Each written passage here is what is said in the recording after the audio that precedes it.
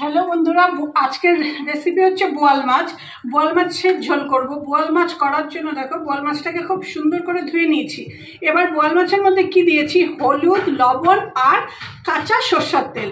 সরষের তেল দিয়ে মাখছি কেন, তাহলে বোয়াল মাছটা যখন নাকি আমি আগুনে দেব বোয়াল মাছটা ফুটবে না। কারণ কি, বোয়াল মাছ যখনই আমরা কড়াইয়ে দেই ফুটে আমাদের কিন্তু গা হাত পায়ে অনেক জায়গায় তেল ছিটে টসকা পড়ে যায়। তো সেই জন্য সরষের তেল মাখিয়ে দিচ্ছি। আর বোয়াল মাছ কড়াই যখন প্রচণ্ড তেতে যাবে, মানে গরম হয়ে যাবে, তখন কিন্তু হিটটা কমিয়ে দিয়ে তারপরে মাছটা আমাদের কড়াইয়ে ছাড়তে হবে। এই টিক্সটা যে যে জানো, তখনই বোয়াল মাছ রান্না করতে গিয়ে হাত পুড়বে না, গায়ে তেল ছিটবে না, কোনো ঠোসা পড়বে না। যদি উপকারে লাগে অবশ্যই এটা অ্যাপ্লাই করে দিন। বোয়াল মাছ রান্না করার জন্য আমি যেই মশলা বা আমি যেই সবজি ইউজ করছি সেটা হচ্ছে, আমি কিছুটা বেগুন কেটে নিয়েছি, দেখতে পাচ্ছ বেগুন কেটে নিয়েছি। আর আমি পেঁয়াজ ফোড়ন দেব বলে কিছুটা পেঁয়াজ কুচিয়ে নিয়েছি। আর আমি মিক্সিতে মশলা বানাবো, মিক্সিতে মশলা গ্রাইন্ড করব, তার জন্য নিয়েছি কাঁচা লঙ্কা দেখতে পাচ্ছ, কাঁচা পেঁয়াজ আর সামান্য পরিমাণ একটু আদা নিয়েছি। তাতে আর কি মশলাটা করে আমি মাছটা রান্না করলে আশা করছি মাছের ঝোলটা খুব স্বাদ হবে। কে কেমন ভেবে করো আমাকে অবশ্যই কমেন্টের মাধ্যমে। কিন্তু কড়াই কিন্তু প্রায় গরম হয়ে এসছে। কড়াই পুরো যখন গরম হয়ে যাবে তখন আমি কড়াইয়ে তেল দিব। তেল দিয়ে আমি কিন্তু আবার হিটটা কমিয়ে দিব। কড়াইটা গরম হচ্ছে ততক্ষণে আমি মশলাটা করে নিব।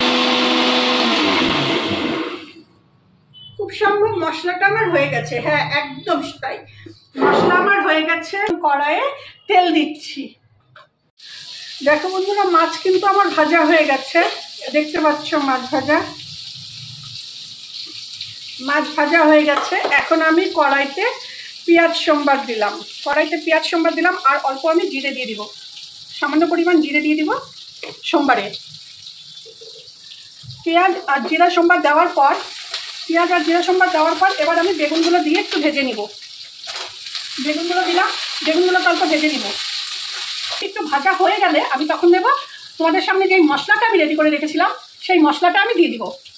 হয়তো ভাবতে পারো এত তেলে রান্না, কিন্তু একটু মাছের তেলটা বেশি দিয়েছি কেন, বোয়াল মাছ তো, তাহলে কোনো আঁশটা গন্ধ হবে। বেগুনটা কিন্তু আমার প্রায় ভাজা হয়ে গেছে। এবার আমি দিব হচ্ছে মশলাটা, যেটা আমি পেস্ট করে রেখেছি আগেই, সেই মশলাটা আমি দিয়ে দিব। মশলাটা দিয়ে দিচ্ছি। দিব একটু আমি জিরের গুঁড়ো, আমি অল্প জিরের গুঁড়ো দিয়ে দিলাম। আর দেব হচ্ছে লবণ স্বাদ মতো। এবার দিব আমি হলুদ।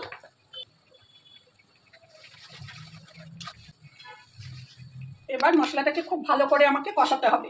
তো মশলাটা কষিয়ে আবার আমি তোমাদেরকে দেখাচ্ছি ফাইনাল লুক কি হচ্ছে। মশলাটা কষানোর পরে ঝোলে মাছ দেবো যখন, আমি তোমাদেরকে তখন আমি আবার দেখাবো। আপাতত মশলাটা কষতে থাকুক। ফাইনাল লুক, মাছের ঝোল হয়ে গেছে। মশলাটাকে ভালো করে কষিয়ে ঝোল দিয়ে তারপরে ঝোলকে আমি অনেকক্ষণ ফুটাই। ঝোলটা ফোটার পরে মাছগুলো ছেড়ে দিয়েছি। মাছগুলো ছেড়ে দিয়ে অনেকক্ষণ ফুটালাম। এবার আমার মাছের ঝোল কমপ্লিট। ঠিক আছে, ভালো লাগলে ভিডিওটা অবশ্যই কিন্তু লাইক, কমেন্ট, সাবস্ক্রাইব করতে ভুলো না।